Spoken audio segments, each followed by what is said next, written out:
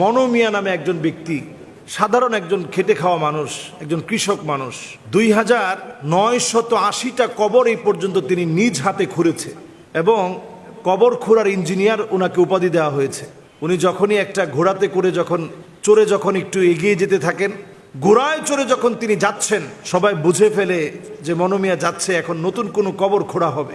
আমরা এমন স্বার্থপর এই পৃথিবীর মানুষ, আমরা ভুলে যাই যে আমাদের একজন আত্মীয় স্বজন মারা গিয়েছে। মনোমিয়া এমন একজন ব্যক্তি 2980টা কবর খুঁড়েছে, প্রত্যেকের নাম, ঠিকানা, নাম্বার, এমনকি উনি কবে মারা গিয়েছেন তার বিস্তারিত ঠিকানা তিনি লিখে রাখেন। তো অনেক আত্মীয় স্বজন এমন পাওয়া যায় একটা সময় ভুলে যায় যে এই যে আমার আত্মীয় স্বজন মারা গেছে, আমার মা বাবা মারা গেছে, একটু সময় যেতে না যেতেই ভুলে যায়। কিন্তু মনোমিয়া এমন একজন ব্যক্তি, তিনি এই দিন ক্ষণটা দেখে দেখে খুঁজে খুঁজে বের করেন, এরপরে বাড়ি ছুটে যান ওই মানুষটার যার কবরটা তিনি খুঁড়েছেন। 2980 জন ব্যক্তির কবর খোঁড়াই মনোমিয়া মানুষের বাড়ি বাড়ি গিয়ে যে মানুষগুলোর কবর খুঁড়েছেন তাদের বাড়িতে গিয়ে একটু খোঁজ খবর নেন, ওই লোকটার জন্য একটু দোয়া করে আসেন। চিন্তা করা যায় এই বর্তমান 2024-এর এই সময়ে এসে এতটা নিবেদিত প্রাণ পরোপকারী একজন মানুষ নিজেকে মানুষের জন্য সঁপে দিয়েছে, আরেকজনের জন্য নিজেকে সঁপে দিয়েছে, নিজে কষ্ট করে কবর খনন করে আবার তাদের নাম ঠিকানা লিখে রেখে ওই বাড়ি বাড়ি ঘোড়া নিয়ে ছুটেন এবং গিয়ে তাদের খবর নেন। আমাদের দেশে এই জাতীয় মানুষকে হাইলাইটস করা হয় না।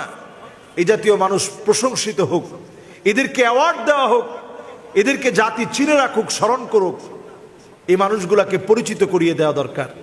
উনাকে যখন প্রশ্ন করা হয়েছে যে আপনি কবর খুঁড়ে কি মজা পান আপনি, তিনি বলছেন আমার মা যখন থেকে মারা গেছে তখন থেকে আমি চিন্তা করে দেখেছি যে এই সময়টাতে মানুষ সবচাইতে অসহায় থাকে।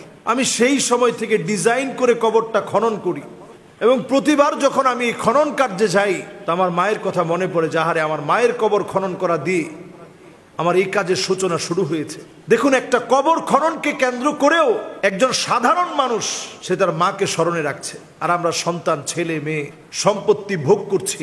কয়জন পিতামাতার খবর রাখছি, কয়জন নামাজের পরে অথবা যখনই মনে হয়েছে পিতামাতার জন্য একটু দোয়া করতে পেরেছি, কয়জন পিতামাতার কবরের সামনে গিয়ে একটু স্মরণ করি যাহারে পিতামাতা কত আদর করত, কত মহাব্বত করত, কত ভালোবাসত। নবীজি সাল্লাল্লাহু আলাইহি সাল্লাম আম্মা জানের কবরের সামনে গেলেন, উনার আম্মা জানের কবরের সামনে যখন গেছেন নবীজির ওই দিনের কান্না ছিল এমন কান্না, সাহাবাই কেরাম বলতেছেন আমরা সবাই শুধু নবীজির কান্না দেখে কানলাম। ওই আবওয়া নামক স্থানে মায়ের কবর দেখে এত পরিমাণ নবীজি কাঁদলেন, আশেপাশের হাউলাহু চারপাশে যারা ছিল সবাই নবীজির কান্না দেখে কেঁদেছে, এত পরিমাণ নবীজি মায়ের কথা মনে করে কেঁদেছে। আমরা মাকে পেয়েছি, বাপকে পেয়েছি, যাদের মা বাপ চলে গেছে একটুখানি দোয়া করেন পিতামাতার জন্য। একজন মনোমিয়া আমাদেরকে শিক্ষা দিচ্ছে, যার কবর খনন করে আসছে তাকে গিয়ে সে স্মরণ করে, প্রতিনিয়ত কবরগুলা দেখে শিক্ষা নেন। এই মনোমিয়ার মতো নিজের জীবনকে পরিবর্তন করেন, শিক্ষা নেন যে এই কবরে আমাকে ঘুমাতে হবে। কবর এমন একটা ঘর, যেই ঘরে আমাকে শুইতেই হবে, যেই ঘরে আমাকে আসতেই হবে। যদি আমার মৃত্যুটা এমন মৃত্যু হয়, আল মাউতু জিসরুন ইউসিলুল হাবিব ইলাল হাবিব, যেটা বন্ধুকে বন্ধুর কাছে পৌঁছে দিবে, আমরা যেন এমন মরণ পাই। এই জন্য আল্লাহর কাছে প্রত্যাশা করেন, আল্লাহ রাব্বুল আলামিনের কাছে আত্মীয় স্বজন যারা চলে গেছে তাদের জন্য দোয়া করেন। নিজেকে এমন মানুষ বানান, আপনার কবরের সামনে দিয়ে মানুষ যাবে আর দোয়া করতে করতে যাবে। নিজেকে এমন মানুষ বানান, আপনার মৃত্যুর পরে মানুষ বলবে ইয়া লাইতানি মাকানা, ও আমার আল্লাহ, যদি এই কবরে আমিও শুয়ে যেতে পারতাম, এই কবরে যদি আমিও শুয়ে যেতে পারতাম, এই কবরে যদি আমিও ঘুমিয়ে যেতে পারতাম, আমি কত সৌভাগ্যবান হতাম। আব্দুল্লাহ জুল বাজাদাইন নবীজির একজন আদরের সাহাবী, উনি যখন মারা গেলেন নবীজি সাল্লাল্লাহু আলাইহি সাল্লাম নিজ হাতে যখন নবীজি সাল্লাল্লাহু আলাইহি সাল্লাম শোয়া দিচ্ছেন, আল্লাহর কাছে বলতেছেন আল্লাহ আমি আমার এই সাহাবীর উপরে বড় খুশি, আল্লাহ আপনি খুশি হয়ে যায়। সুবহানাল্লাহ।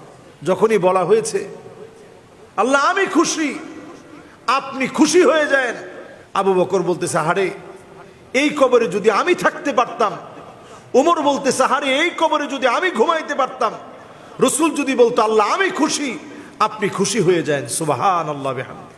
এই জন্য কবরে শোয়ার আগে নিজেরে প্রস্তুত করি, আল্লাহ আমাদের জীবনের গুনাহ খাতা মাফ করে দিক। আল্লাহ আমাদের প্রত্যেকটা কাজ আল্লাহর দ্বীনের জন্য আল্লাহ কবুল করুক। আসসালামু আলাইকুম ওয়া রাহমাতুল্লাহি ওয়া বারাকাতুহু।